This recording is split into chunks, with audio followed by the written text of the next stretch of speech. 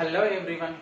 In this video, you are going to learn about how to locate root 2 on number line. As we know, root 2 as an irrational number, so we didn't see how to locate the irrational numbers on the number line. Let us look out this video. We have known that how to locate integers on number line. So whenever we have 2 by 3, otherwise irrational number like 2 by 3, otherwise 3, 5, you know how to locate on the number line. But coming to the irrational number like root 2, root 3, root 5, we have a specific procedure or specific method to locate these type of irrational numbers. Okay, so for this we need to go with the straight line, a number line we need to take, and after that you need to make some equal parts. You take some equal parts. Obviously we start from 0 in middle, so you take 0 here and take some equal parts. So 1, 2, 3, and the LHS, left hand side of the 0 also. Okay, so here we have to find, we have to locate the irrational number root 2. So root 2 is an irrational number having decimal form as non-terminating, non-recurring decimal number. So that is the reason we are not going to locate directly. So we are using a separate method.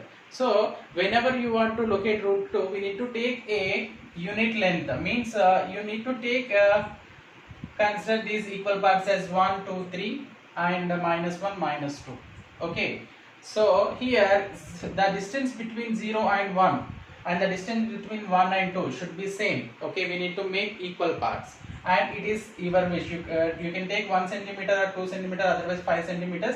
That is your wish. So that length should be taken as 1 unit. You need to consider this distance between 0 and 1 as 1 unit. Okay. Now after that we need to draw a perpendicular line at 1. We need to draw a perpendicular line. So draw a perpendicular line at 1. How to draw, you know, means by taking a compass and draw a semicircle by taking 1 as a center. Okay, and taking any some radius. Let us take as 1 centimeter radius or 2 centimeter radius. You just take a very less radius, draw a semicircle. From the ends of the semicircle, you take the radius more than this one. Okay, so increase the radius, take this needle here and like this you mark. Okay, perpendicular bisectors we have learned in the 7th class. So from this end you can draw another arc. Okay, this procedure should be done with the use of compass and pencil. Okay, so this arc will come at exactly opposite direction of this point. Okay, so the intersection point of these two arcs as well as this point should be joined. Okay, so if you join this with the scale and pencil, not with the hand, you need to join this one as well as intersection point. So draw this line and you can extend it. Now you measure the length from 0 to 1. How much you take, that much length should be taken from 1 to here. Okay, you just draw that one. So what is the length of the 0 to 1? That much length should be taken from 1 to this arc. Okay, now the arc is intersecting the line at one point. That one point you can consider as B. Okay, and you can consider this one as A. Consider this point as A. So this is 1 and this is B. So 0 can be taken as O. Now join this O and B. Join this O and B. So what we got, the angle between OA and AB is how much? 90 degrees. Why? Because we have drawn a perpendicular line to the OA, no? So this will become a 90 degrees angle, and we can say this triangle OAB. You just consider triangle OAB. I am redrawing again here. You can consider OAB is a right angle. Okay, and what is the length of OA? We considered 1 unit. What is the length of AB? We consider as another 1 unit. Okay, and as we know the Pythagoras theorem, we can apply Pythagoras theorem for the right angle triangle. Let us apply Pythagoras theorem for this right angle triangle OAB. So triangle OAB is a triangle at right angle at OA. That is the reason we are going to apply the Pythagoras theorem. So what is the Pythagoras theorem? So square of the length of the hypotenuse is equals to sum of the squares of the lengths of the remaining two sides, isn't it? So what is the hypotenuse here? So hypotenuse is always the longest side of the triangle, otherwise the side opposite to the right angle. So what is the right angle? Right angle is at A. So opposite side of A is OB. So we can apply Pythagoras theorem. So by Pythagoras theorem,